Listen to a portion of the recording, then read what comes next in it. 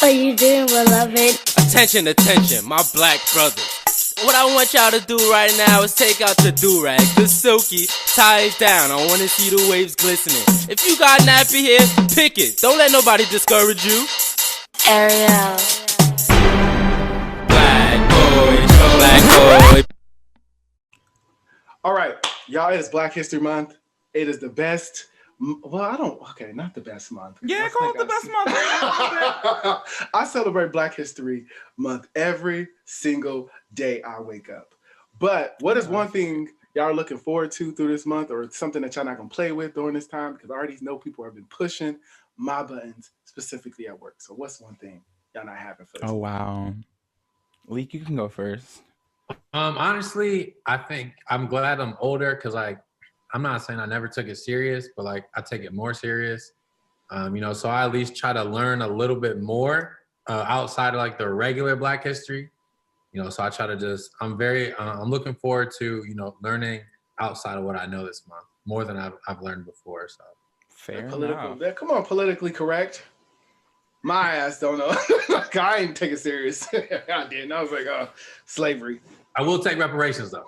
I know that's right. I want those now. I wanted them last year. I feel like we were talking about them a lot lately. I want them yesterday. I found out that Jewish kids have the opportunity to go back to Jerusalem. There's a whole thing in place for them to go there, expenses paid, like reparations for the Holocaust. All expenses is paid for. All expenses paid. Well, unfortunately, they can't do that with us because to make the pilgrimage. We were taken from all over Africa or even other places. So they'd have to give me a free 23andMe first, and then pay for my trip back to whatever countries in Africa I'm from. I'm sure whatever you have the most percentage of. They're like, we'll let you go. They're free of charge. No, they can finance every single one of them. Wouldn't have to if they had left me be. Wouldn't have to do that at all. True. One thing I am not dealing with or tolerating during this month is just white explaining. I just don't have the energy for white people to try to feel like they have to talk over me or feel like they have to speak for me in certain spaces, i.e. work. I'm just not having it this time.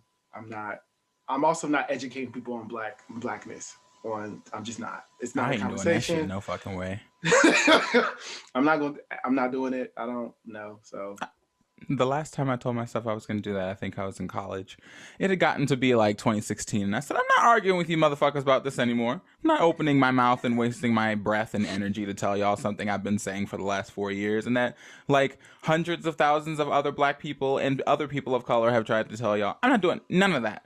So I'm so glad. I'm happy for you. I'm clapping because that's a great place to be in. There's too much info out there, man. I just tell people Google it. If it's not something that you can Google, just don't worry about it. Just be a fly on the wall. Oh my God, there are books. I mean, I don't know if there's books about our slang and vernacular. No, the thing is, first of all, that's none of your business, no way. So if you're not already privy to it, it literally has nothing to do with you. But if there's some information you need that you think you can get it from me, trust and believe. There's a book you can read, a movie you can watch, a Google you can type into. So many search engines. You don't even have to use Google. Twitter is people are giving you free information every day straight from the fucking cow's udders, okay? Black Twitter. I respect that. I go to Black Twitter for everything. I'm like, what is going on? What is happening? But what is up, everybody? It is your boy, Lord Devry. And I'm Derwin King. And welcome back to another episode, y'all, of That Black Boy Joy, where we create a space where black boys can be themselves and so much more. Y'all, we have another guest, like we always do. This week we have, okay, should I just go by the DJ name? Let me just Leek is fine. Okay. We have I'm gonna just say this. We have the DJ Leek, boom. Not Leaks. Nini. I want to go by your government. That's the thing. My Nate thing is to go by the government. But Leek in the building, a Midwest DJ. He also is a mental health advocate with the, I want to say, organization Just Breathe. And first of all, how are you doing? What's up? What's going on? Man, I'm great, man. It's been a great year already. I'm blessed. Just feeling really good about this year. A lot of mental changes, a lot of shifts in my mind. So I'm feeling good, man. I'm happy to be here. I'm excited. Yes, and for y'all who do not know, I know him through his sister, Just Mimi. like her. She was. I was literally just about to open my mouth. Just like So Mimi, college friend, best friend, all that. Cross paths. Told me, I wanted to have you on the show, and I was like, how do we get him? She was like, just hit him up. I was like, okay, that's all I got to do. She was like, yeah, you don't have to go through me. You don't have to do nothing. Just hit him up. I was like, right, okay. Bada bing, bada boo. Hit you up, and we have you here. Thank you so much for being a guest with us this episode.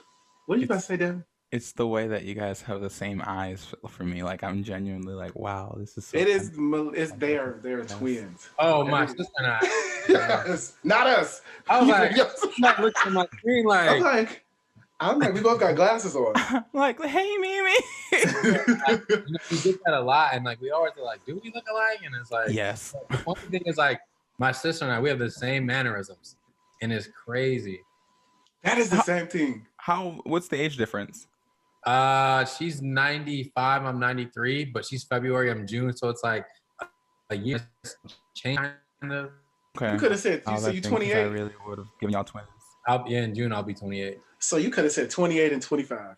I was over here like, I'm forgetting how old she is. I was like 95. I don't know that. If you turn 25, you forget how old you are. Yeah. That's true because I forgot today. I go by like the increments. I was like, am I 25 still? And I was like, I don't know. What did I turn last year? It's like 25. It's like 20, 21, 22, 23, 24, 25, 30. Dead. 40. But first of all, we always ask our guests this question. So we're going to, of course, ask you, but what does Black Boy Joy mean to you, Leek? I think it definitely has a different connotation in today's time. I think, man, just ultimately just being you and just being expressive, creative, and not worrying about, am I being Black enough, or am I acting, white, or, just are people judging me? I think it's really just ultimately being you in your Blackness. I think we used to be afraid, and I don't want to speak for everyone, but like, used to be afraid of who you are because as a Black man, there's such a stigma of what it's supposed to be like to be, a Black man in America. And I think it's, that kind of stigma is, I don't want to say it's out the window, but like you can't really just categorize us anymore. We got so much flavor and so much style in so many different ways. You can't even like box us in, So I think just, being you, being creative, and just being free in whatever it is that you want to do and who you want to be. So thank you. Listen, we always ask people that because people have so many different Black people, or just people in general, have so many different ways that they express their Black Boy Joy. And just to reiterate, that Black Boy Joy looks like something looks different across all spectrums. So we appreciate that. But first of all, I just also want to say thank you again also for creating a platform where you talk about mental health in your community. This is why we want you on the show. Of course, we want to talk about who you are as a person, because of course we want our listeners to know who you are. But we also want to talk about the conversation of the importance of mental health, specifically with Black men or just people in our community, because it is something I think that is affecting us daily, and it's not always talked about in our community. So I really do I want to say thank you for coming onto our platform so that we can have that conversation. And of course, have conversations about whatever we bring up, whatever we want to talk about. That's what we do. But we do want to have that conversation about mental health. But of course, we're going to go into our Black Boy Joy Spotlight like we always do. Do you know who this person is? Because we share the same birth name, or at least first name, I do. Actually, he was the president of Impulse DC at some point, shortly before I joined. Yeah, so I keep like special tabs on him. We've communicated before, so that's so small to say, but like we have. I mean, listen, you know who the person is. I'm glad you know. I didn't tell you who it is, so it was like random. Huge surprise to me. I was like, whoa, look at that. But this week's Black Boy Joy Spotlight will be Devin Barrington Ward. He is a queer community organizer, sorry for my pronouns. If it is not he, I do apologize for that. But they are, so I can just be correct, they are a queer community organizer with the managing director of the Black Futuristic Group and former GA, so Georgia State Senate candidate. This is a little bit more about Black Futuristic Group. That is a social justice innovation firm using public policy, community organization, media engagement, and political education as tools to build, reimagine equitable and liberated Black futures in our lifetime. So I got that from the website, so that's why I was stumbling. So I wanted to just like Hey, just straight say from the that. source. Love to see it. Straight from the source. But also Devin, he also has had a lot of national media outlets recognize him, from the Washington Post, Washington Blade, Newsweek, NPR Atlanta, and TV One. His passion for building Black futures has earned him top honors and recognition from the Gentleman's Foundation, DC Black Pride, DC Congresswoman Eleanor Holmes Norton, and so many other people. So we wanted to just give him his kudos. We love seeing people in our community, Black men specifically, leading change and leading conversations about what the future looks like for us. So shout out to him for that amazing and people work. Look out for him in the future, because that one is going places. Okay, Going strides. Like, I mean, so young now, so I can only imagine how profound and impactful his career, his political career specifically, will be in the next 20 years. I almost said 25, but let's just put it at 20. How old is he again? I you know what? Let me not lie. Okay. But he's definitely not 40. All right, we will circle back. You all can do the research on Devin Barrington Ward yourself to see how old he is, but also all the amazing work that he is doing in the community. And now we are going to get into our hot topics for the week. And my first one is because I love movies and like TV shows. After this year has like went by with all these amazing shows, the Golden Globes yet again is not giving Black people, Black shows, Black actors and things their recognition. Lovecraft Country, I May Destroy You, The Good Lord Bird, and Netflix Bridgerton all have not got any like nominations in the 78th Golden Globes. I don't know nothing about whether Bridgerton is like qualified, not in terms of quality, but in terms of like the timeline. So I won't speak on it one way or another. Mm-hmm. But I know good and goddamn well that I May Destroy You should have been right up in there. And we have a problem for that, because not only was that show written and directed very well, but the performances were stellar. And Michaela Coel herself deserves all the praise for that. I'm at a point now where I'm no longer like getting frustrated with these award ceremonies for not giving Black and brown people their just at this point, because I expect it from them. But I think we can't keep having this conversation every year. We're gonna have to start switching it up. Like, we're gonna have to start we talk every year about like our own awards and putting weight into like NAACP ones, and I totally understand why people aren't pro NAACP as much as, you know, we would ideally, because it's not necessarily always as inclusive as we'd like it to be, including the BET Awards. So I'm hoping that we take this time now, seeing something that like I May Destroy You is undeniably great. So I'm hoping we take this information and we actually make some tangible steps toward like delegitimizing the Golden Globes, or just other racist snubs, because I just don't want to be in this spot for the next like 5 to 10 years where we're having this conversation, Oscars so white, Golden Globes so racist, or whatever, like every fucking year. Are we really going to just keep doing this? Yeah, same with Lovecraft Country. Absolutely loved the risk that the show had taken with its plot. It's also its character development and things of that nature. Also, the actors and actresses in that show were absolutely amazing. And it was something that we had not seen. So I'm kind of like, but this also, like we said last year, this goes off of the whole conversation and criticism that we had last year, that there was not that many Black projects from non-white perspectives in the Golden Globes. So it goes to show, like, even when we, like you said, Devin, even when we create these platforms where we want to highlight our voices, is it enough, right? And I'm not saying we need to always infiltrate these white spaces, even though we need to.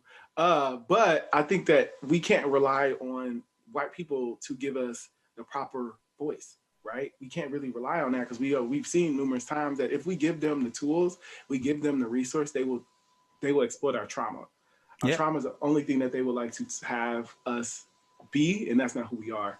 So just wanted to again talk about, you know, the Golden Globes, how trash they are with not giving these amazing shows their due diligence. I always feel like there's two barriers to break down with that. Because like you said, even if we were to organize our own thing, within our community, like we still hate so much.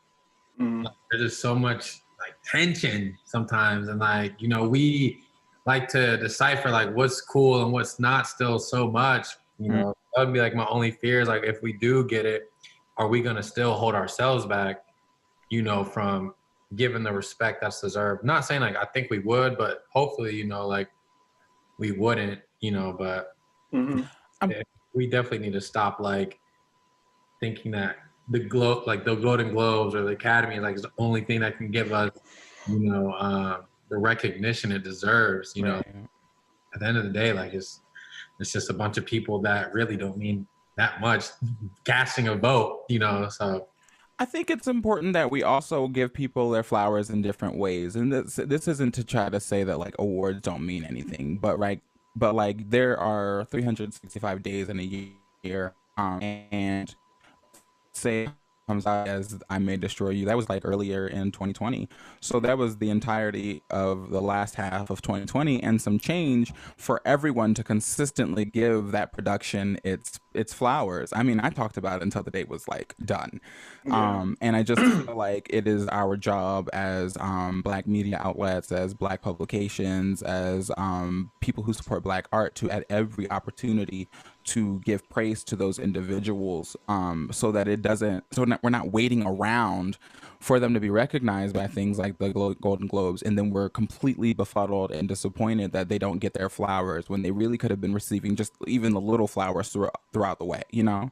Yeah, I agree. I definitely agree with you saying these Black publications, these Black media outlets should be definitely talking about it more and giving the praise and just like being a voice. So I appreciate that. And then going into our next conversation, Jeff Bezos has stepped down from Amazon.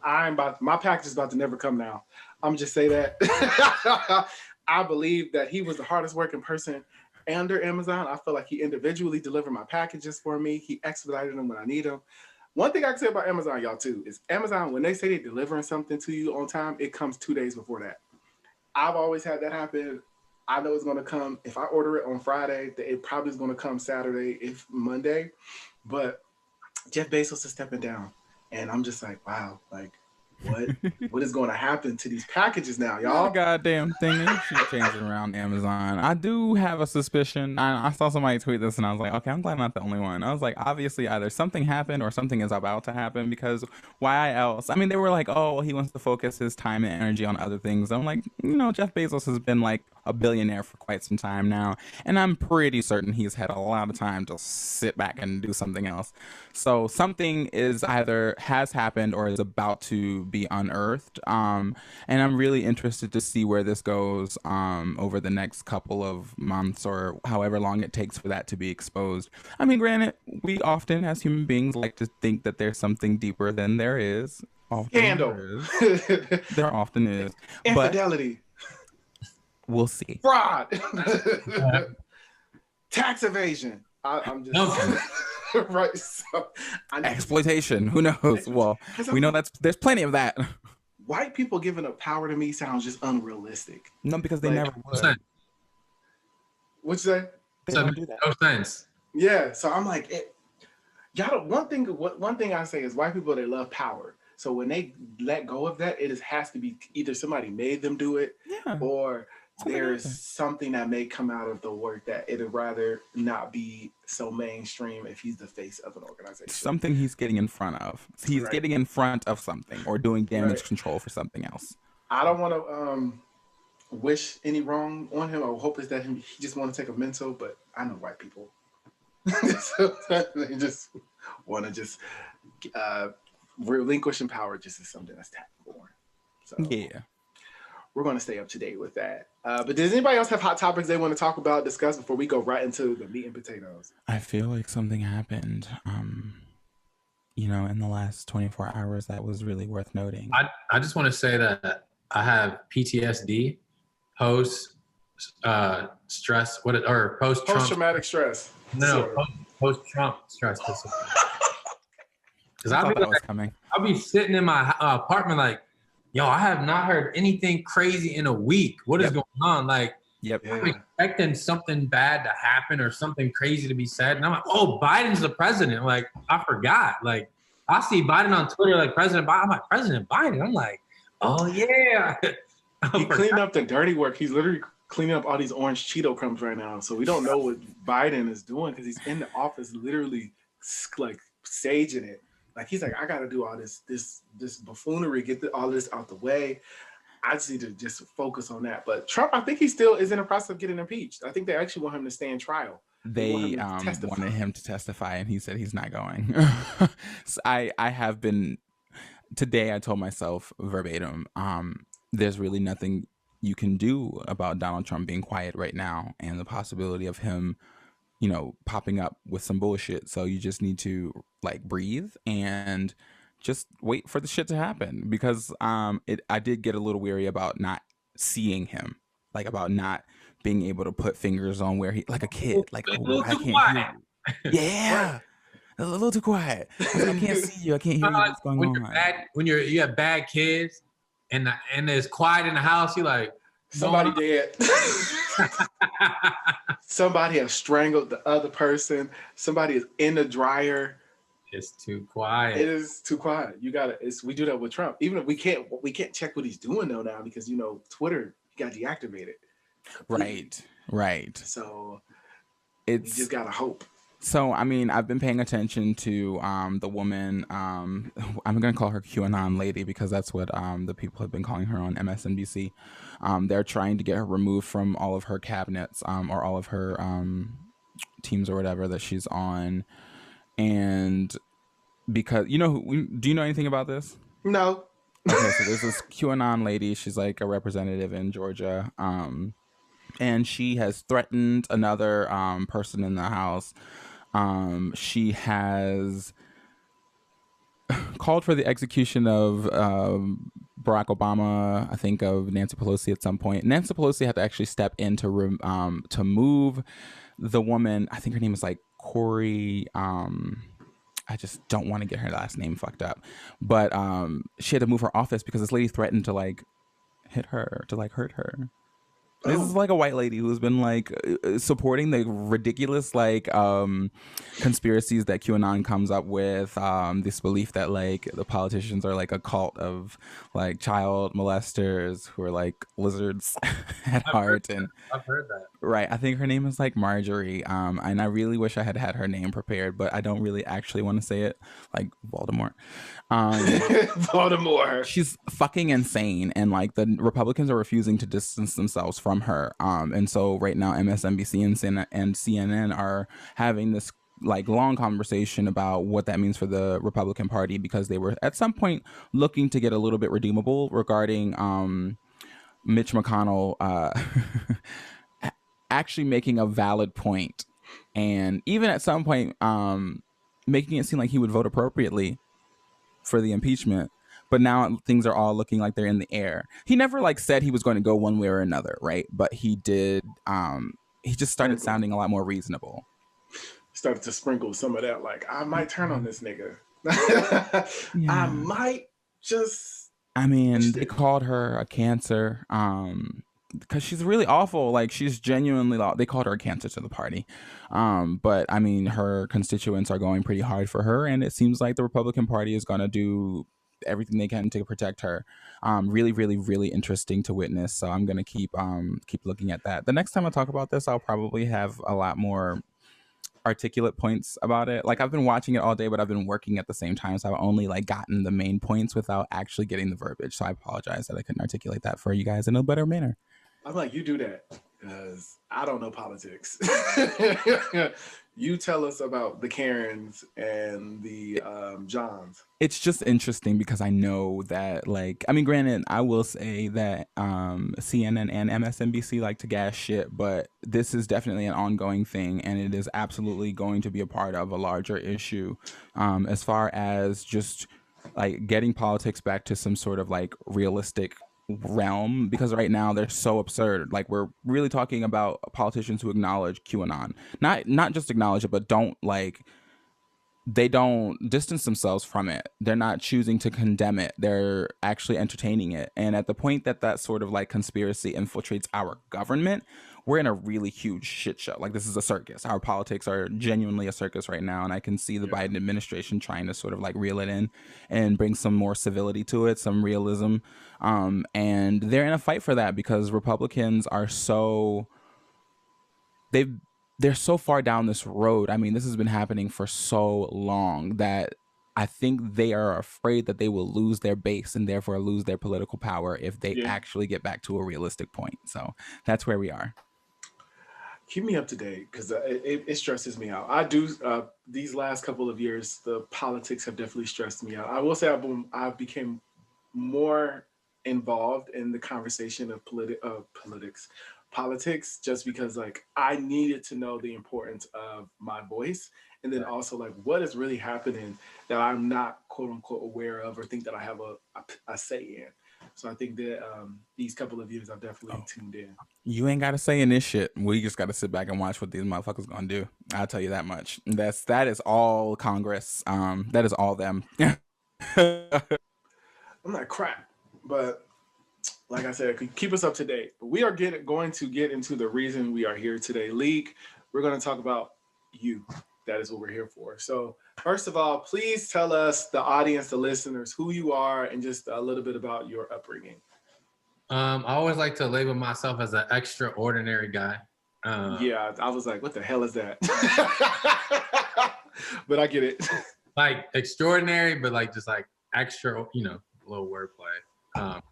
But no, so I DJ here in Columbus. That's how most people know me. But as of recently, I've been actually like, you know, making videos as well on my Instagram, making like kind of comedic skits. And then also, you know, I run Just Breathe, mental health focus group organization, whatever you like to call it. So I've been DJing in Columbus for about eight years, almost 9 years now. Started right when I was about 18, and ever since then, it's just been it's been good to me. Wow. Yeah, That's a decade. yeah. I've been DJing almost a decade. That's crazy to think. Yeah. Like I was like, what was I doing at 18? I was like, child, I think I was trying to figure out where the fuck my life was gonna go. I was like, I wasn't thinking about securing a bag, which is so dope that you found something that like we all needed DJs in undergrad. You know, that was the best thing you could do. You DJ somebody's event, they pay you, bada bing, bada boom, put a playlist together, make it shake. Oh yeah. That's dope. I wasn't even in it for the money at first. I just loved it. I got into the club for free and I could get my homies in. Like, it wasn't even about the money. It was more like you know, when you're younger, it's about clout.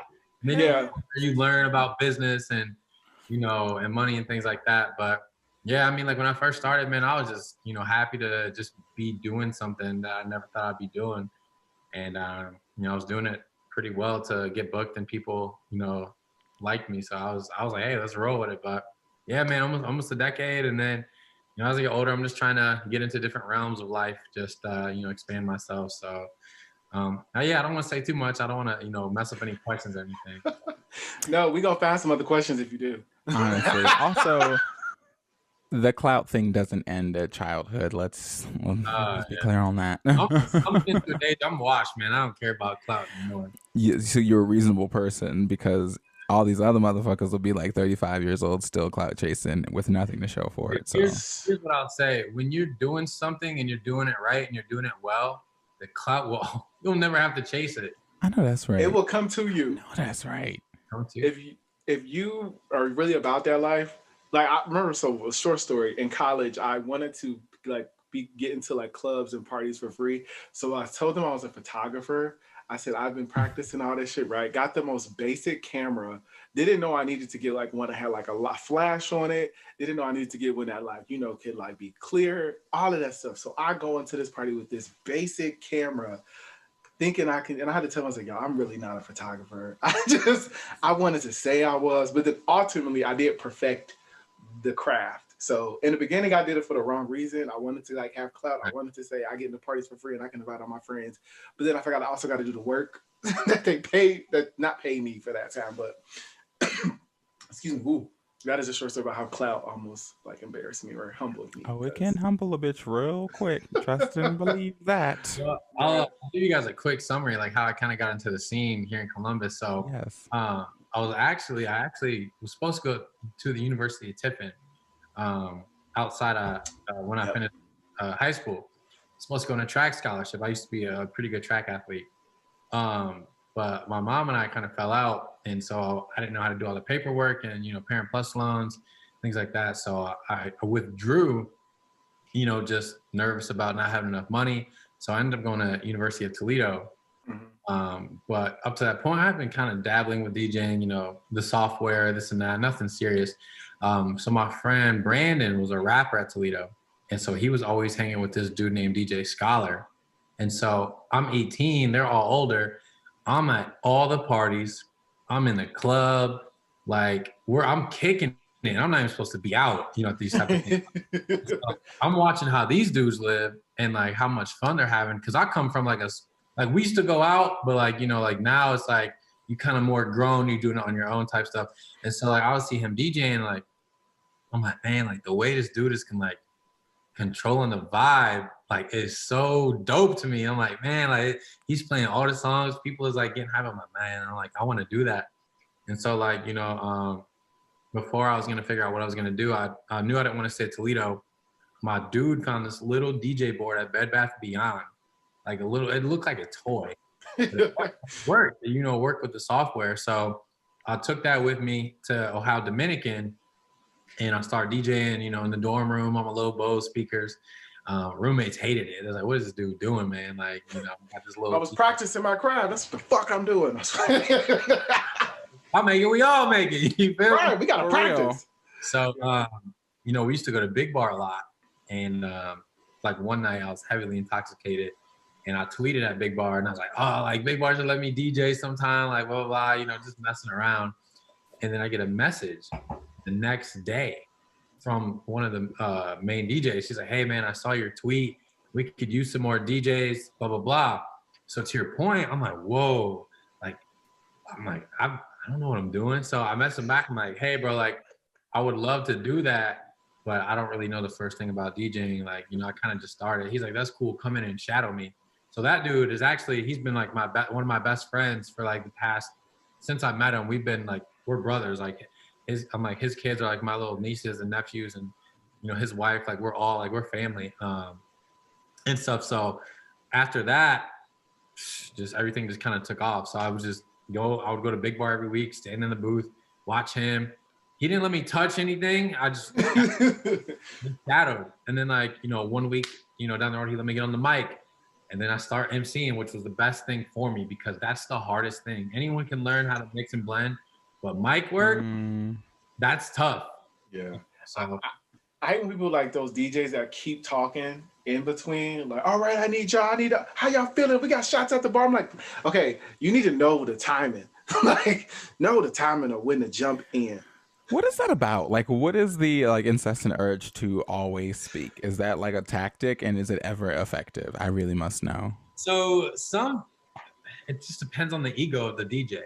Some DJs are more like me. I love being on the mic, but in the right time. Right. You know what I mean? Some dudes, it's like, y'all gonna hear me. Like, y'all gonna know I'm here.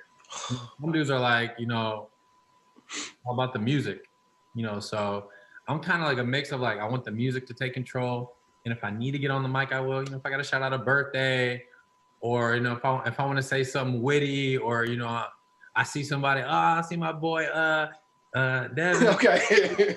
You know, like, you know, just show some love real quick, but I'm not about to talk the whole time. Like, I don't have time for that. Like, you know, so.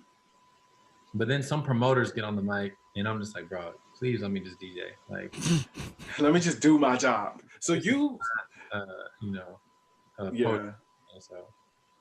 So you would you say that you like self-taught yourself slightly, like, because I want to know this. So did you self-taught yourself, or you just like, I'm gonna just shadow and learn from? I would say, like, me as a person, man, like, as much as people love to compliment me and say nice things, bro, I am definitely a product of everything I've soaked in. You know, obviously I put my touch on everything, but I can't go through life saying, like, you know, I did this. Like, I've had so many just peers and lessons, and, you know, whether it's like Pee Wee football coaches or teachers or, you know, friends or a stranger that, you know, when I first moved to Ohio State, this dude that lived next to me was a DJ as well. And his equipment was 10 times better than mine. So I would go over and practice on his stuff. Then he sold me his equipment because he moved to New York. I never paid him, but he sold it to me. He didn't sell it, you stole it. Wait, sell it? I was working at Target. I thought I would be able to pay him, and then, like, I just stopped messaging him back. But hey. Why did we both do that? I was like 18, 19 years old. I'm like, bro, like, well, that debt has accrued interest, so I'm sure he's over it. He's probably good. You better hope. Yeah. But, like, even just like him letting me come over and, like, practice, and, like, you know, it's just been everything just been a building block, you know, and then meeting the dude from Big Bar, and then having homies that worked at Gasworks to get me in. That was one of my first solo gigs. So, you know, obviously, like, I put the work in, and, like, I've stayed consistent, but you know, I would definitely watch videos and practice, but, man, I can't sit here and say it's been all me. That would be cool. Yeah, I will say I've been to one of your parties, and it was lit. I like DJs that know how to blend it, right? It was a Drake one. It was a pop-up. It was like a Drake. No. That one went crazy. I remember because, like, I'm gonna be honest, I am very into when I go into spaces that are predominantly straight, I'm gonna just name, I'm very intimidated with the vibe, the flow, what I can do. But you just made it it was free and fun. And I was like, oh, this is a vibe. Like, everybody was vibing, nobody was caring about when you can have the whole club dancing, that's important to me. Yeah. I'm like, because I don't want to be the only one dancing. They see this big nigga dancing, having a ball, but it's like everybody back bent, all happening, but everybody was doing it, everybody was having fun. So I remember it was a Drake pop-up. I think it was like Halloween. No, it wasn't Halloween. I think it was around that time. I think you were Batman. Were you Batman? Yeah, something like that. No, I think I had like a cheetah or a leopard shirt on for that one. Something like that. But yeah, I was Batman. You're right. Yep. I got a vivid memory. That was years ago. But I was like, it was a Drake pop-up. I was lit. It was lit. It was a What year was that? That was last year. Probably like 20. It was like recent. I know it was during college. So I mean, not college. Last year? Yeah. Like 2019 or 2020? No. Sorry, 2018. 2018. It was 20. No. It was 2018, 2019. 2019. Right in the summerish fall pocket. Yep. Because I remember I was with Mimi. Because I came down to visit Mimi. Yeah, that was because she moved. Yep. Okay, we're not talking about her. We're talking about you. That's why I love hosting my own stuff. And I always say, if I owned a club or a bar, I would have no bottle section, no VIP. Good. Why? Explain that to me. I mean, I have an idea, but I'd like for you to articulate it. So I'm a big everybody, no one's higher than anyone.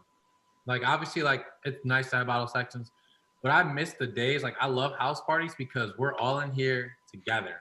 Yeah. No one's better than anyone. No one's showing money more than anyone. We're like, it's just a shared vibe. We're all here to kick it and have fun.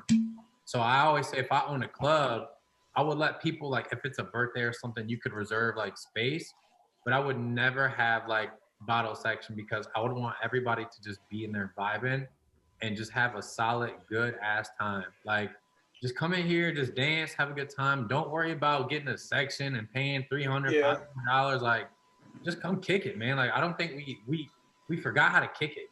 Oh, absolutely. Connecting and I wonder if that'll get any better after the pandemic. It probably is going to get worse. So first I want to ask you, how has it been working during the pandemic? And then I'll have a follow-up question after that. I'd say I've definitely been blessed to have worked as long as I have, to have a foundation. So that's been helping me. So I'll put it this way. I had made a goal for myself to DJ like 25 weddings. It would have been the most I've ever done.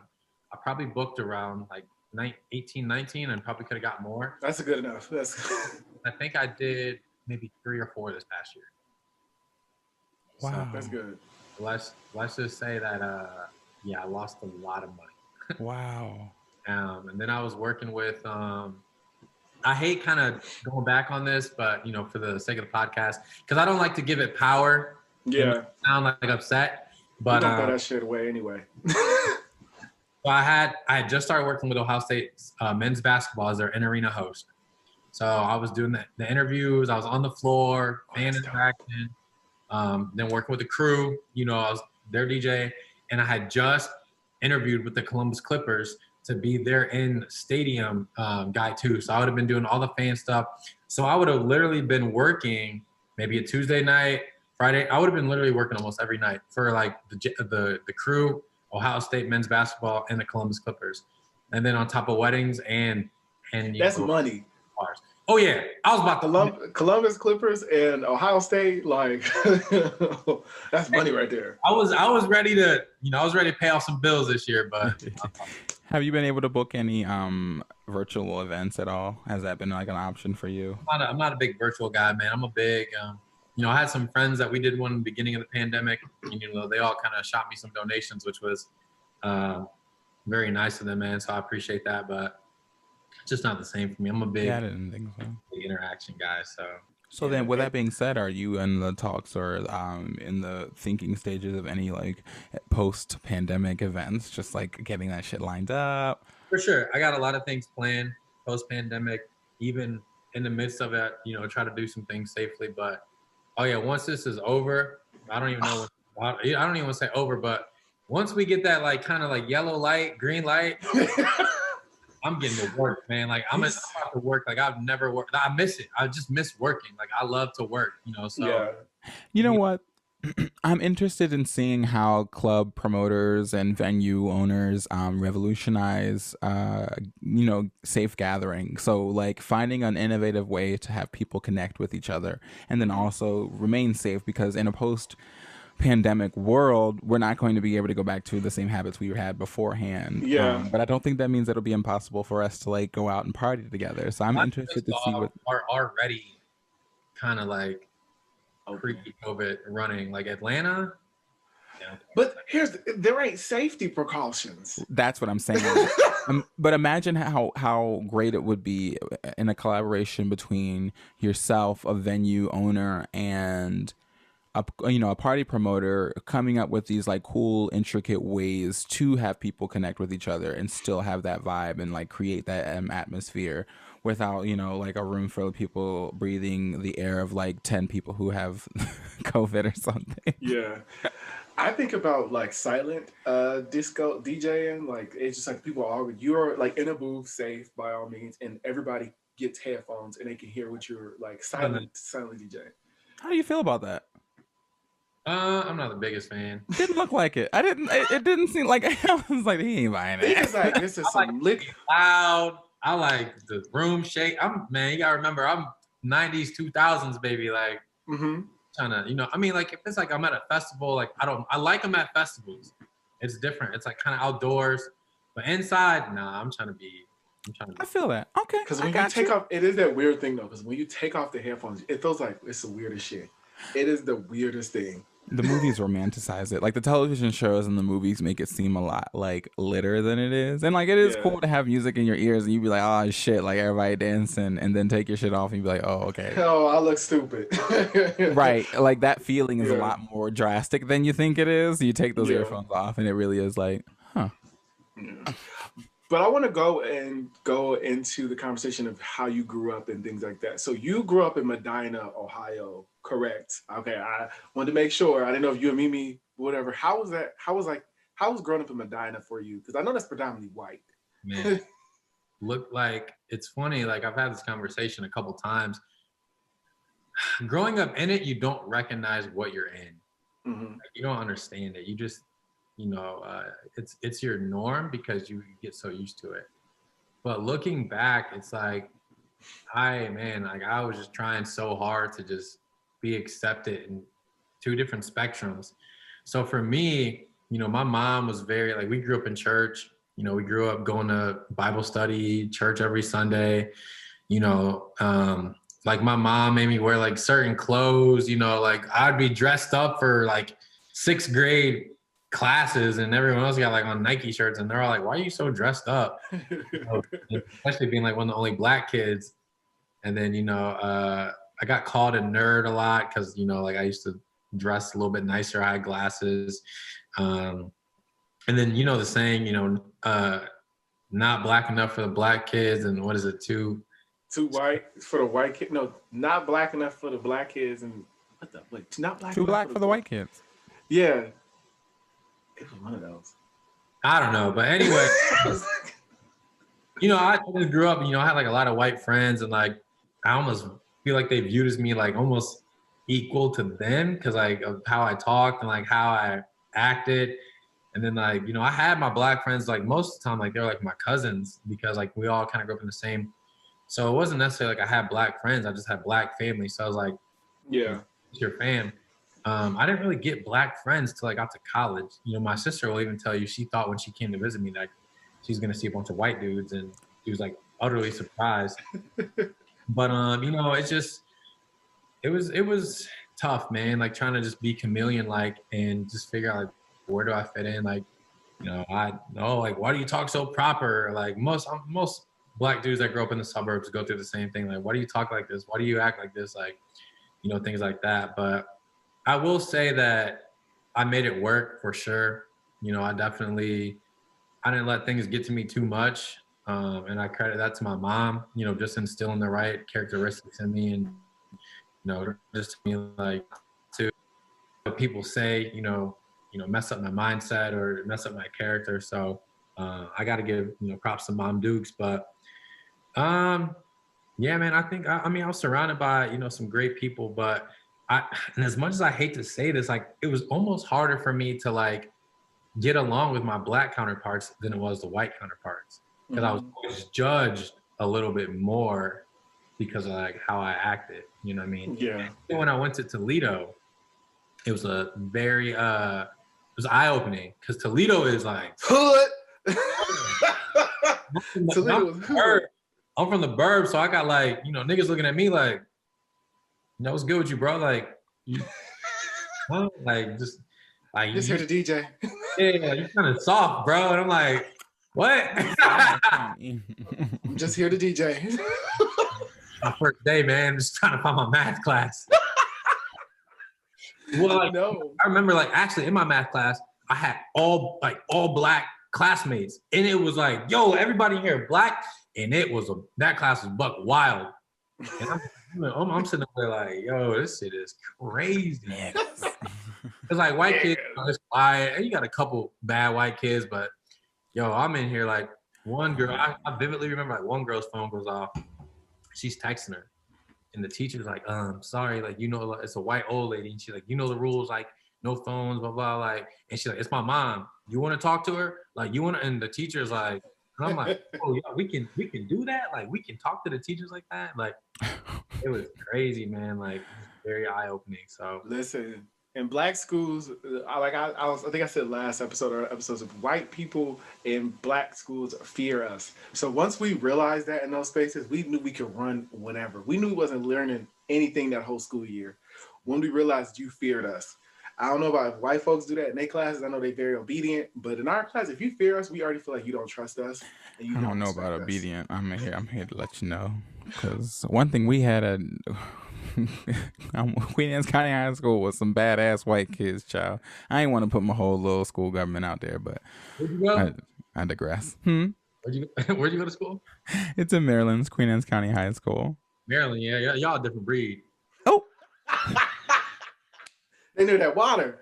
They knew that water. Something in the water. Like, I've been to Cleveland. I've been to Cincy and Toledo, but man, they said Baltimore is on a different level.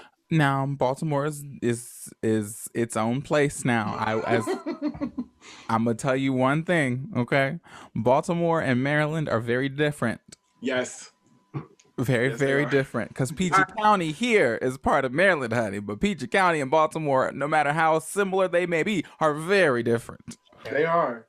Did you growing up? I know you were too black for the white kids, and then too white for the black kids. Did you ever feel like you had to? I know you like. Did you lean more to one? Like, did you feel like you just like catered to a certain group? Like, you just like fuck it. I'm gonna just lean with them and rock with them. I just felt like I was always me, and like I just never really understood like why either side always said something. Like I couldn't win. Yeah. You know, I didn't win. You know, like my white friends would say something and my black friends would say something. I'm like, well, I don't really know what to do. Like, I wasn't like, I don't know. It was weird, man. I felt like like I said, I was always trying to be like a chameleon, you know, trying to just like fit within whichever group I was kicking it with that night. To an extent, you know, like whenever I went out with my black friends, like they would always like, there's this running joke, even with my black friends now, that like, if there was a fight going on, that I wouldn't jump in. I would try to like, I would try to talk to the people and like figure out what's going on. Me. Like, yeah, I don't like to fight. Like, that's like, I'm not doing that. Like, I mean, I don't see a point. Like, for what? this is why there are diplomats in our government, because if everyone was pro-fight, we would just be in wars all the time, no matter what. Yeah. It's got to be I'm someone to be like, Malcolm X. okay, hey guys, there's some reason here to find. Let's come to a mutual agreement, eh? I'm Malcolm X. I will say though, like I said, I had a lot of family that was black, and then I had more friends that were white. So it's kind of balanced. You know, like I said, most of the time I was hanging out. Anyone that was black was usually like my family, because Medina didn't have a lot. We didn't have a lot of black kids. Not that many, and I hate to say it, but like a lot of the black kids that were in my school, like they would have them in like a certain class. Yeah, I believe that. They weren't up to par. You know, thank God my mom, you know, she didn't play about grades. You know, like they had academic issues, they had, you know, character issues. So like I didn't see too many of them. And then the other black kids that were in class with me, usually we're in the same type of, you know, social status. I had one friend who I won't say his name, but we went through the same thing. Like they would call him white too, like white black kid. And I'm like, we both like, bro, like what? And this is all happening where? In Medina. So what were the economic disparities there? The socioeconomic disparities, so with race included? I wouldn't say like our poverty compared to most other cities was like not as bad. We had a lot of people that came down from Cleveland, you know, that would move. And I say that because I've seen like Columbus poverty. I've seen like, Cleveland poverty. So like Medina's wasn't like bad. Obviously, like we definitely had, like Section 8 apartments, things like that. But like to us, like that's just like when you're black and like you go see your family, you're like that's every day. That's enough. You don't look at it as poverty. Like, yeah, like your white friends have nice houses, but you're like, you know, to us, like, hey, at least you got a spot. Like you know, we didn't look at it as bad, but definitely was, like I said, predominantly white neighborhood. I think I had one black teacher my whole high school, middle school, elementary school career. One, you know, which is crazy, Mr. Bell. And then, you know, yeah, just it was very, it's a very conservative state. It's or not state, county and city. It's voted red probably the past 2-3 elections. Not surprised. So tell me what that moment was like for you. I actually would like to know if there is a defining moment where you were sort of, your consciousness sort of like clicked in, because I'm aware of your involvement with social justice issues. So I'm curious to know at what point your brain was like, oh, hey, there's an issue here. I think I dealt with a lot of microaggressions, so it didn't really click in high school. Like I said, it just kind of felt like the norm, like to be called like, oh, like you're a white black kid. I'm like, all right, whatever. Like, y'all, like y'all just, that's how you, like, I didn't see it as like an issue. I really didn't understand that kind of stuff until I got older. And I didn't understand how much of a problem it was until, you know, around this age. So it was kind of just something I dealt with. And it's not like anything that we talked about. It's weird because like we didn't necessarily talk about race a lot at home because like my mom was big in the community. Obviously, like I did sports, but we just like the microaggressions almost felt like compliments. Mm-hmm. And you don't know it's not a compliment till you get older. Yeah. So. It's like I'm accepted, right? It's like we're good enough. We're passing. It's We made it. We made it. We're not black. We're like black. It's like a spread of it. That'll mess with your mental because then it man, like that's one thing I'm glad like I didn't stay with my whole life because that's how you kind of turn on your own people. Mm-hmm. I'm not like y'all. I don't act like y'all. Like I'm not with because that'll like, well, you don't act like when white people tell you like, well, you don't act like the other black people we know. You don't talk like or you don't walk like. So you start to think, okay, like, well, I'm superior. Mm-hmm. It's white I never thought supremacy. I was superior. You know, I never thought I was superior. Like I always wanted to be included and be inclusive. Yeah. And it would bug me when I wasn't because, oh man, and like another thing that bugs me too, like I hate even to this day when people like, oh, you only mess with white girls or you don't like black girls. And I'm like, that's not true. Like that is not true. And like I think that's just so disrespectful to say. Mm-hmm. It's like when you grow up in a school where there's maybe 1, 2, 3 black girls. That is a different conversation, and not different conversation.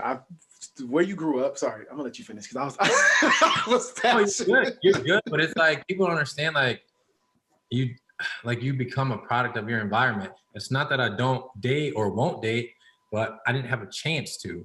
Mm-hmm. Or even when I was at Ohio State, people don't understand. My mom's like, "Hey, ain't no sisters down there." I'm like, "Mom, at Ohio State, not really." Like, and it's crazy to think that, but like even at OSU, like the black culture is like almost side. You're like very as much as Columbus is diverse and it's getting there, like it's very still, it's not as inclusive as you would like it to be. And I'm starting to see that more. So Mm-hmm. Yeah, what I was about to say was I had to realize that because I ain't gonna lie, when people, black people would say they only date a certain race, I kind of be like, why? Like what? But I think it was an issue was when you start to discredit a whole like black girls, like when you start to do that, like if you prefer white girls, don't say nothing. Just don't say anything because then when you start to speak and start to specify specific nooks and crannies of why you don't like black women, it's like, but then also I had to get into the conversation of people were like, I literally didn't have the opportunity. It was the product of my environment was white girls, or there wasn't no black man for me to date, so I had to date white guys. You know, it's like, unfortunately, that was my different too, man. Like I've talked to more black girls now that I've been older. Night and day. Night and day. It's crazy. Not in a bad way. It's just like, it's just different, you know? So, yeah, just growing, bro, I would date any race. I would date an Asian girl, an Indian girl. I don't really, I'm not gonna say I don't see color. I don't really like, if you're a good person and like, I'm attracted to you, I don't care like what ethnicity you are, like I'm gonna rock with you. And that's even like homies, like if you're, I don't care like if black, white, Russian, so I don't care. Like if you're good peoples, you know, gay, straight, if you cool, respectful, man, we can kick it there. And like that's how I've always tried to just treat everything. So like when people try to box me in and like, oh, you only date white girls, or I remember this one time this dude came up to me at the club and I was DJing on a hip hop night. He said, "Oh, I'm glad you finally decided to come out and hang out with the niggas." And I'm like, "What?" I didn't say nothing to you yet, sir. I just mind my business. Said to me, bro, and I'm like, that's the stuff I hate, bro. Like you, like the assumptions about somebody because you see them in a certain vicinity all the time, and it's like, all right, bro, if you felt that way, then invite me out, then include, me, you know. So. Yeah, we have horizontal oppressions, you know, in our community. Of course, I've dabbled in it before. I ain't gonna lie. I've definitely, like I said, so I have questioned people like, bro, you need to stay in the community. We need to enrich it. You need to. I was kind of a hotep. I don't know how it was, but you know, so because we've talked about interracial dating on this platform before, and so as a person who would not limit myself about regarding like who to date based on race. I know that I have like a history of dating mostly, if not solely, Black men. Because I went to a PWI, so on top of there being mostly white people in general, the gay population was like this big. So it was literally non-existent. So I just didn't date. Did not date on campus. Yeah. So I understand, but I also do think, and I feel like every time we talk about this, I'm always going to say the same thing. It is always a relationship that should be examined. I don't know that there's a like particular decision that should be made about it, regarding that examination, but our relationships with people, especially in pattern, should be examined. Yeah, I get that, because when people date older, it's a conversation. Prime example. Extremely older. Not prime example. 28 and your partner is 30. If you're 28 and your partner is like 52, like, all right. It's the mother figure or the father figure kind of conversation that always come into play that I'm always like, what? But I also think it says a lot about who you were able to relate to. So I'm interested, and I don't want to spend too much time on this subject, but I do want to just throw this little question out there. You said that your experiences with white women and then with Black women are different. Is it a difference in how much you relate to them, or just in how you relate to them? It's just like the type of energy that's there. Like Black women have this very like, how do I even say it? Like, I don't want to say the wrong thing. It's just like, I don't want to say aggressive because that's the wrong one, but it's just more of like demand, like assertive? Very much assertive. Yes, assertive. I like that word. Thank you. And then like white girls are kind of more like submissive. Yeah. That's a common description of the difference. Yeah, for sure. Like I've had, like, when I talk to a Black girl, like, she told me everything about myself. She's like, the reason why we're not working out is because you boom, boom, boom, boom. I'm like, damn, okay, then, like, all right. And then like white girls are kind of just like, is there anything I can do? Like, that is so wrong. And it's like, because they be so excited your ass is Black. They're like, y'all got like, me wow, one. a Black man. I got me one, y'all. We done hit the quota. Sorry. Okay, so back in June, you led the Black Lives Matter movement in Medina. Tell us about how that experience was for you. So I would say that week, the George Floyd week, was one of the most emotional weeks I've had in my life. And I do know why. It just, I think you see so many things happen on the news. And I don't know if it's like, okay, like that was like my breaking point, or if I was just trying to block so much of it out because I'm like, man, like I'm just tired of seeing this, tired of hearing this. But like that case specifically, just like the fact that they were able to put that on national TV, show us what happened. Cause like, you hear about like the George Zimmerman cases, you hear about it, but you don't see it. So I think now in this technological world environment that we're in, that we can see everything now, you digest it a little bit different. Because like, it's one thing to hear someone talking about you, you're like, oh man, like whatever. But when you can like see someone in front of you like talking about you, like, what's up, man? Like it's a whole different conversation. Energy. So to see the video and to see like what happened and like how long it happened, like it just, man, I didn't leave my apartment for a couple days. I was sick. I was down bad. Like I was very emotional. And then obviously I live downtown. So like I'm seeing cop cars go by every night. I'm seeing helicopters in the sky. So I'm very much in the, everything that's going on. Some people live in the suburbs. They see it on the news. I'm literally looking out my window and I'm seeing 5, 6, 7 cars go by, and I'm hearing everything. So I think the fact that like I was in it so much this year, like really just opened my eyes. And so I knew like, and I'm gonna get to the Medina thing, but I want to touch on Columbus.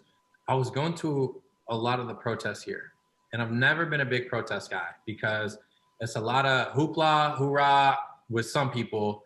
And then there's some people that are really there for action. A lot of things and the people with the loud mouths and the voices tend to kind of rise up against the people that are there for the right reasons. So I've always like been kind of timid about protests. And then I started going to the Columbus ones. The first one I went to, I really enjoyed it. But then I'd be at the State House, and it was just like a new voice emerged every day. One is F the cops, blah, blah, blah, these pigs. And then one's like, we should pray with the cops. And then we're fighting amongst ourselves. And I'm sitting back like, what's going on? And so I was like, well, I don't want to try to emerge as a voice somewhere where I might get drowned out. I want to go somewhere where I can make a difference for sure and really bring light to what's going on. And not saying like I didn't, we did do something in Columbus on a smaller scale. Some friends of mine, and I think that was the best way to do it. But I saw that somebody in Medina was doing it. Actually, my aunt's husband is a pastor. Mm-hmm. They were doing something, and then the Democrats of Medina or something were doing something too. So I was like, hey, like I'd love to come join. So they canceled it. So my I'll get to that one, but my uncle per se, pastor, they were doing one, but they were kind of like, merging with the cops. They're kind of walking with the cops. I said, my people, they're not going to do that. Yeah. Not at all. I'm glad you was like, my people not gonna do that. He doesn't know. They not feeling that. I'm not feeling that. Yeah, it's not the right move. It's not only is it too soon, but also it's just like counterproductive. If anything else, like these people. You know what? I'll get back to that later. Go ahead. I want you to finish. So I was like, all right, I'll join the other one. And then they canceled it because a lot of Trump supporters were like, we're going to come out there with our guns if this happens. And so they canceled it. Like, we don't want to cause any drama. We're a little nervous. I said, well, bump that. I don't care about no guns. I don't care about no Trump supporters. I said, we're going to have a protest. So I literally, my Facebook, I got a great following on Facebook back home, posted about it and instantly took off. People were like, let me know how I can help. And that. And then the police chief wanted to talk to me. Or I was like, I want to make sure I do this right. So they're like, hit the police chief up. I'm like, do I have to? Right. They're like, well, just reach out so you can know the rules of the protest. Great. So he was great. He's like, hey man, I appreciate you calling. He's like, we'd love to help, just make sure you guys can do it safely. So as much as like Medina is very conservative, I will say there's some great people there that are, Caucasian. So we had a great phone call, met up with him. They let us march in the streets, helped us direct the traffic, things like that. But I hit Facebook up. I was like, hey, like we're gonna need water, we're gonna need volunteers. So one thing led to the next. People were Venmoing me money, $20, $50, $100. And so I'm at the store, I'm picking up food. People were bringing stuff. I had people that were, and involved in getting people registered to vote. They came out. We had people signing up to vote. It's a party. Man, I had to bring the music. Had a little. Let me get my DJ in real quick. I had a little playlist. My sister and I, we kind of. I started off. She did some things. My mom led us in prayer. So we had an open forum at the end. So we marched. We came back, and I was like, hey, I don't want this to be, just a march and you kneel. I was like, there's some issues here in the community that we need to discuss. So for the next 30 to 40 minutes, people would just come up, tell their stories about how they've been, brutalized by police. I think that's a word, right? Is that a word? Mm-hmm. Brutalized by police, mistreated in school systems. People were crying. White people were coming up saying, I didn't know this was happening. I feel so bad. And, yes. It was just like a big shock to a lot of people. I sat down. I just let people come up and just get the microphone. I'm like, this is great. Ultimately, you did your part. You facilitated and orchestrated this environment that allowed people to feel comfortable enough. And I think that is very important as moderators or facilitators of movements, is when you are doing these things, it's not supposed to be performative. It's not meant to have you as the center of the conversation. It is for you to allow others to have their voices heard as well, more so than yours. So I appreciate that. It went great. I've been trying to include Just Breathe and like stuff like in my community, but COVID, it's been tough. And then just, it's funny because, and I know we'll probably transition into Just Breathe, but I've had like teachers from Cincinnati reach out that I'm friends with and like, hey, can you come down to my school and talk to my kids? And this is like inner city Cincy. And I'm like, dang, like it's crazy. Like my own hometown, they know they know I do this. And no one is reaching out or being like, hey, like we need you to come back. But yet I have, you know how it is when you're from somewhere, man. People, they almost take you for granted at some point. Yeah. But it went great, man. And I think it definitely raised a lot of eyebrows about what's going on in my hometown. And I think it definitely helped a lot of people shift their mindset. So. So I wanted to ask if if it was a space for Black people to feel vulnerable enough to express their anger, because I know a lot of people, like a lot of us were like distressed and we were really sad, but I think one of the more prominent feelings I remember feeling within myself and then seeing of the people that were at the protests here in DC was so much anger. And I think that there is a productive space, especially in places like this, to express that anger. How much of that did you see being like released during the event? A lot. Yeah, good. The people that were Black that came up, very emotional. Like you could tell, like it was a situation where they never had a chance to really let people know what they had been through. Yeah. Yes. My cousin came up and she said her piece, and she talked about how she never got stopped until she came through Medina. Never got her car stopped. So she got stopped. They get her out of the car, harass her, like slam her on the car, this and that. And they say, oh, sorry, we had the wrong vehicle. And the vehicles weren't even the same vehicle. They literally just saw a Black woman driving through Medina and just decided to harass her. And like, you could hear a leaf fall in the gazebo. People were just like, what? And you got to remember, the police department's there. Like, so they're hearing this too. It's not just like, we're saying this behind the police chief of Medina is in the crowd. Right. Who was it, Bob? Who was it? Hey, a little neck scratching going on back there. But they're like, it was Jake. Right. So, and then there had been people that were like banned from a certain community because of drug crimes, that couldn't see their families that lived in that, in that space. And like, one guy came up, he's like, I don't think it's right that people that committed crimes 8-9 years ago can't, even be in this community where they got grandmothers and moms. And so you can ban someone from a community? Yeah. So fucking Midwest. My uncle was banned from so my grandma used to live in this apartment complex, and because he sold drugs, they're like, if we see you on these premises. Oh, private property. Gotcha. No, I understand that. Okay. There was a lot of people that had cases, drug cases, in the city. They were like, we see you on these premises, we're gonna come arrest you. All right, I'll take that one, because you can. But it was like 9 years ago. Premises. Yeah.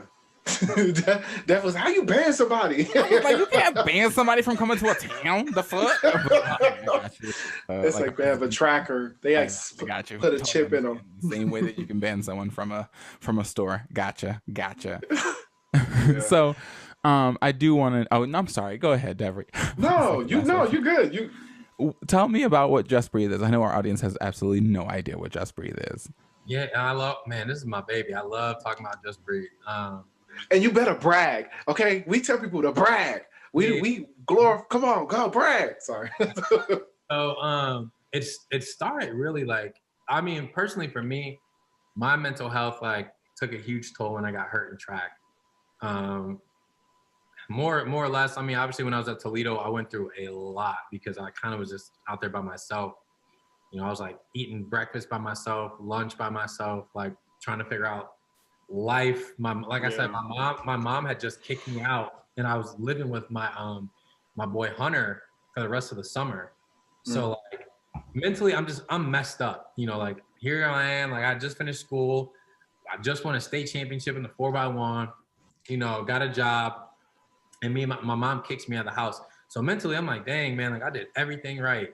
Now I got to go to this place where I don't know anybody. Don't want to be here. I'm not running track. So like my mental had taken a toll there, because my relationship with my parents was kind of screwy. So then I got ODU, I'm like, man, I'm in Columbus. I'm about to run, brand new track team. Then I get hurt 2 years later. And like track career is like over. So like all my teammates are practicing. I'm in the dorm by myself. I'm eating dinner by myself again. So it's like that trauma of like what I went through is like starting to slowly isolating.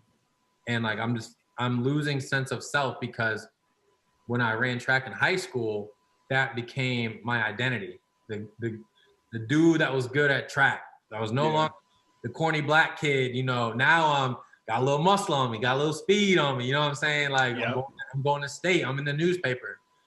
So that was my sense of self, my sense of identity. So when I lost that, I lost a huge chunk of who I was. And so, I'm seeing my boys practice, I'm seeing my boys at the meet, and I'm just like, man, like this sucks, bro. Like, and I'm not getting better. I'm not getting healthier. And then I had to quit. I was like, I quit. And then I, transferred to Ohio State. So I got to this space, where I was super depressed. And I was like, I don't want to feel like this anymore. So I want to say around my sophomore-ish year, junior-ish year, that's when I started getting into mental health. Like I'd start watching videos, reading a quote every morning before class. And from there, it's been a seed that's been planted. So I kind of start sharing things that I was learning, via Instagram early on, and people really liked it. And I would share like quotes of the day, do jokes of the day, yada, yada, yada. So then I go to Ohio State, kind of lose that. And then I move out to Arizona. And this is kind of where things pick back up. So I had got kind of more back into the mental health, and I was sharing things on Instagram, and people are like, hey man, I really love when you share stuff. Like it's making my day, it's helping my day. I was like, man, like how cool would this be? Like if I could like get people together in this aspect. Like it's nice that I can do this virtually, but like how cool like would it be to have this in a space? Because I'm seeing that like it's not me. Like what's going on. And so one day I'm in my kitchen in Arizona, and like life is just rough. Like I'm not DJing. I'm hating the job I work at. Like bills are coming in, like things like that. And I'm cooking dinner one day, and I'm just all over the place. Like the food's cooking fast, like things are happening, like, and I'm just getting real worked up. My anxiety's kicking in. I'm like, dude, like just like take a second, like and like just breathe for a second. And I was like, oh my gosh. I'm like, that's it. I'm like, just breathe. I'm like, that's what I want to call the group that like I want to get together. Like, and it was just like a godsend. And I told myself when I moved back to Ohio, I wanted to start that group. And I talked to my boy Zero. I was like, hey, when I come back, we got to do this. Like, we got to get people together. And so I moved back, put into the universe. And the first meeting was at Woodlands. My dude was a manager, and I wanted it to be like a casual thing, kind of cool, casual. Like, hey, you can come, like grab a drink. We'll talk about mental health. Wasn't the right environment. It was like kind of loud and like drinking, and like, yeah, I was like, I was like, so let's find a different place. So that's what led to us doing it at the apartment complex. And I just like, man, like it was something that was so near and dear to my heart. Like I was like, I have to do this right. I can't lollygag with this, because like if I'm gonna really try to reach people, it has to be done correctly. So that's like when I would make slides, pick topics, things like that, start at the Instagram page. And I just started studying more about mental health. And then like we had that second meeting, and like I was like, okay, like this is something. Like this is something that like, we got deep, and like I could just feel it in my spirit. Like that second meeting, I'm like, this is it. This is like what I'm supposed to be doing. And as things picked up, I remember like one meeting, like I got real like super emotional, just like leading it, and like that's how I really knew. But yeah, it really just came off of me just really wanting to help people get from like where I had been from, and seeing that other people were there too, and like just getting from mindset A to mindset B, because I know how I felt in that depressed state. I'm like, so I can only imagine how other people feel. So I'm like, man, like let's just get through this together. But yeah, I think we're going on like year 3. Wow. Wow. Yeah, so started with a thought in Arizona, and before COVID, I mean, you guys know we were getting like 20 people at a meeting. Yeah. And then COVID kind of messed that up, and so now like we're going virtual. But yeah, I've traveled to schools. I've talked to students. Now I have a Just Breathe high school edition with this school, in Cincinnati. So we have a little group me, and I kind of, I'm trying to help the kids kind of get to a good mental space. We just raised, I need to check it. So far, we've raised $1,500 for a student who has 2 kids, and is like living on her. So we're gonna pay her rent. We're gonna pay her rent for the whole year. Wow. Yep. What? So she can focus on that. Nice. We've had fundraisers. We've done a social distance 5K. The winners got to pick their charities. So $500 was donated to nurses during COVID. And then went to a food bank. How many people are behind this now? And how quickly did that grow? It's growing. The Instagram is doing a lot better. I've been like trying to really make it, like a job. We got like 770 followers. But I want this. My goal for this is, make it a nonprofit, have a space in Columbus to where we can have meetings and events all the time, implement it. My big goal is to implement it in school systems, almost like a club where we can groom leaders, help them with the topics, train them up so they can lead it. Yeah. And then, it's something that they do like every other week.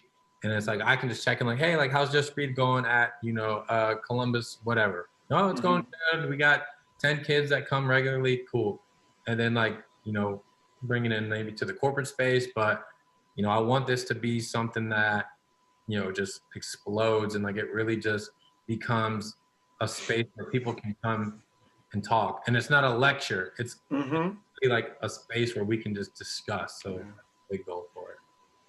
I'm actually over getting like emotional because like I wish I would have had something close to that when I was younger, because like I felt isolated at times and I would feel like I just needed spaces to just breathe or just like talk about, life, or like learn that it's okay as a kid or just as somebody young that like your mental health is very important to you. So like I'm over here getting emotional thinking about it. So I'm like, this is something I would have loved to be in. And I love these type of things, i.e. why I create this podcast is like, I just want dialogue, dialogue. I don't want just dialogue, but dialogue is the start to, progression. So hearing about Just Breathe, and also what I would hear from Mimi is like the conversation that would be in there and how it was inclusive.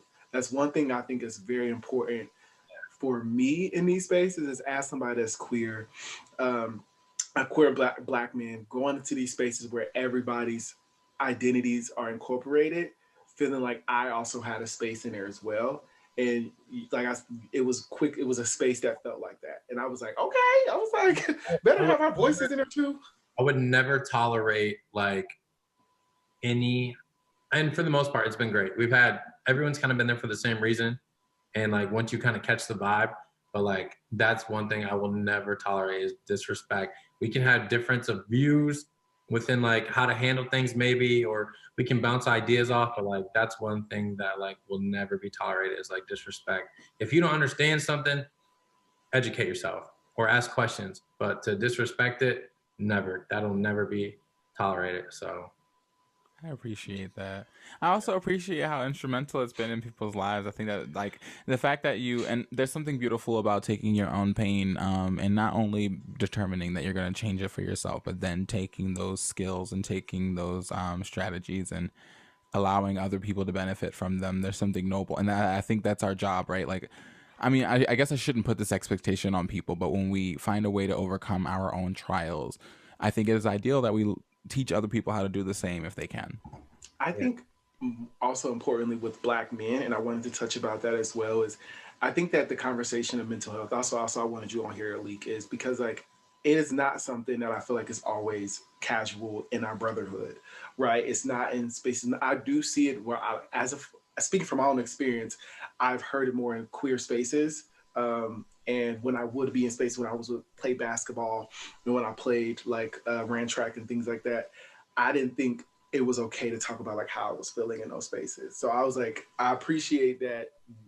Where was I going? I'm so sorry. Black men, got it, boom. Men are having this conversation and helping facilitate that because we have issues. It's still not, and we're still got a long way to go. Most people would Just Breathe. It's very female dominated. It's great. We love our women, but like, got to get more men in there. It's always, even at the high school level, it's me talking to like 15 high school girls. And then Yeah. like the last year we had like the one guy, like he was a young gay black man. I'm like, yo, where's the boys at? But So tell me, what do you think you guys are gonna have to do? Because I mean, I especially have an black men, idea. men are not excited to talk about their emotions. And I've talked to a lot of grown men who feel like the minute they start talking about their emotions is the day that people stop respecting them. So what do you do to invite men into a space where there are women present talking about their emotions? I think you just have to keep knocking on that door and just, planting seeds. That's all you can do. You can't change people who don't want to change. So Hmm. I think one thing too is like to have, I have a lot of ideas for Just Breathe too. Like one's to have a men's only, kind of like a And brotherhood. that is okay. And that is okay. It might be necessary if we're being completely honest. I'm telling you, men are so like hesitant to share their emotions in front of women. Fragile. Like one thing about me, like I Yes. can talk about my emotions anywhere. Fragile. But some men are just like so fragile. That's true. It's so true. Especially black men. Like we're very Yeah. very fragile. I'm thinking, and this is me, this is off the top of my dome, was infiltrating a space that is predominantly like trying to meet one of the coaches, right? And seeing if you can have one of the study halls as a space where you come in and speak about Just Breathe, right? Or having like weekly spaces where the athletes can come in and be like, okay, after the game, the day after the game, how are we feeling? Right? Let's start to talk about, and I'm giving ideas, I don't care, how to talk about it after, like, tie it back to what they like, right? And then gradually get into like, okay, let's talk about the real root of it, right? Let's do sports, the girls, how you feel about her playing you, or how you feel about the game. But then let's go a couple weeks into it. Now let's talk about you, right? The reason I'm here is for us. And I think that is something that's important, especially specifically in high schools, and also with like us, is you got to find a way to like not manipulate, but like cater, but then eventually shake the shit the way you need it to be. I mean, So the man, like pick yourself up. Like, if you're going through it, like, and like one thing I've been focusing on is reprogramming my mind. And yes, and this will definitely be a Just Breathe topic, but it's like our brains are like computers. And if you got a MacBook, but you're still running on like, an old updated, your computer starts to run a little bit slower. It doesn't work the way it's supposed to work because it's supposed to be updated. So a lot of us are living in a traumatized state and we need to update our minds. So now like we're not thinking how we should be thinking. We're not acting how we should be acting because we haven't decided to update how we think and how we act. And like for me, like that's why I feel so much better because like, I'm clicking that update now button. Like I want refresh. Right, I'm trying to refresh, but a lot of our men, like we're still stuck in that so masculine. And the thing is, people don't understand it's harder to talk about how you feel than to act tough. It's easy to act tough. It's harder to open up and let somebody, because there's fear there. One is a performance, and people can like hide in performances, but like exposing yourself is just fearful. It's just it really induces fear.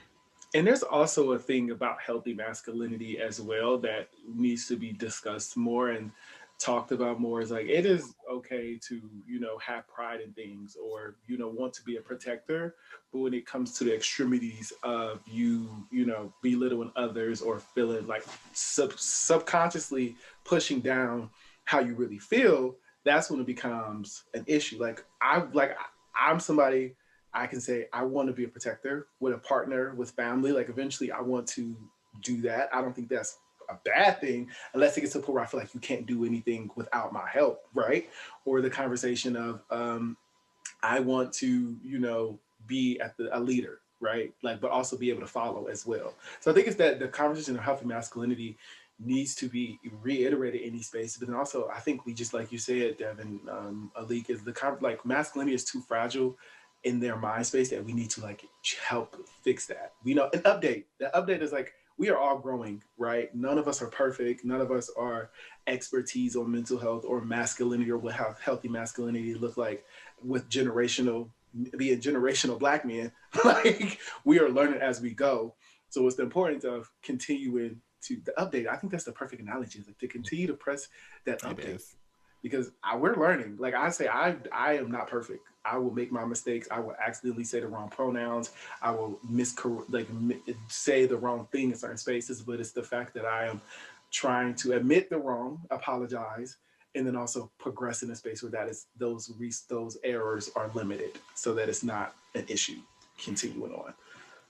I have a question for you. What can we do to support Just Breathe? And just keep spreading the word, and I mean, obviously, come to meetings. Like I have a lot. Like I said, I have a lot of ideas. Like I want to have a ladies' night to where it's like, like I'll probably be there because I'm leading it, but I just want to like sit in the back. But No, it wasn't a hand raise. I was like, Devin, this is new. So what are we doing? But like I want to have like a night where like the women can just come talk and like have their own like just breathe, talk about things they're going through. Then I want to have a night for the gay community to come together and talk about things that are going on within their community. Like I want everyone to have their space, and then like at some point Fridays. include people that aren't in that space to that space. So just a bunch of different things. I want to have like single parents night. Like, hey, if you grew up with a single parent and you feel like you're struggling like with that, or your parents are divorced, come to this meeting. Like it doesn't have, like, mental health is there's so many different things that can affect you. And people have to understand, like, it's not just like depression, anxiety. It's growing up in the suburbs with white kids only. It's growing up with an abusive dad. It's growing up with an alcoholic mother. It's growing up with, being a foster kid. Like there's so many things that traumatize us that we just don't talk about. But we have to understand, like, there's so many people out there just like us that are going through the same thing. So it's like, if we can just learn from each other and just kind of like connect, like we'll always have someone to, I just want to be like a dot connector. You know what I'm saying? Yeah. Like, hey, I'm not a foster kid, but Joey over there is, like, y'all should get together, like, and then like, just kind of groom like connections and relationships. So, but yeah, just, just support, spread the word, and just, be an advocate yourself. I think that's the biggest thing is like, just, if we can get more people just to advocate for it and speak up about it, then, I think we can really make some change. So I'm gonna do that anyway. I'm gonna do that anyway because that's how I am. That's how we are. Well, thank you, Leek, for coming onto the show and speaking. I appreciate this conversation. To be transparent, I wanted more straight men in our conversations. We've had spaces, we've had straight men on the platform, but I believe we should have more voices being heard on this space. And it is okay to come on and ask questions to us. Also, we ask questions to you. We don't want that to be a diversity. That's happening, man. Like I said, I love having. You can tell I get excited about this kind of stuff. So. And we love it. When we know you're excited, we know it's good. Yeah. But what social medias can people follow you and Just Breathe on so that they can continue supporting? So Just Breathe is _Just Breathe 1. And then I'm _Leek Official, LEEK.